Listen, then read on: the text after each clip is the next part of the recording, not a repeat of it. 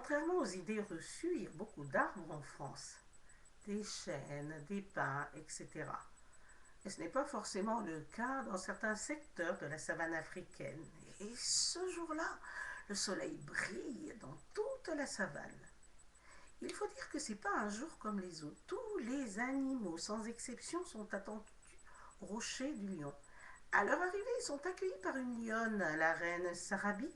Sarabi qui signifie en langue kiswahili le mirage. Par un lion, le roi Mufasa, faisant penser au roi Mutesa, qui fut le dernier roi du peuple Buganda chez les Swahili. Sur ce même rocher vit un vieux babouin du nom de Rafiki. Rafiki qui signifie en Kiswahili ami. Au pied de Rafiki, on aperçoit comme une masse. Rafiki ouvre un fruit et laisse couler le jus sur la masse. Il prend du sable qu'il verse sur cette masse, un rituel africain. Un éternuement se fait entendre, puis s'étendant de tout son corps, il présente un bébé lion du nom de Simba. Simba qui signifie en Kiswahili lion.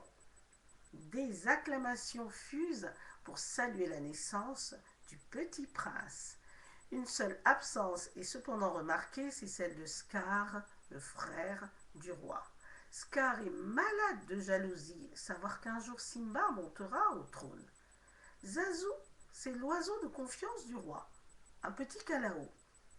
Zazu va à la recherche de Scar. Il le trouve dans son repère. Soudain, une voix puissante se fait entendre. C'est la voix de Mufasa. Scar, mon frère, pourquoi n'es-tu pas venu saluer mon fils? Et Scar de répondre: Ah, j'avais complètement oublié. Une autre fois, peut-être. Il tourne les talons et sort de son repère.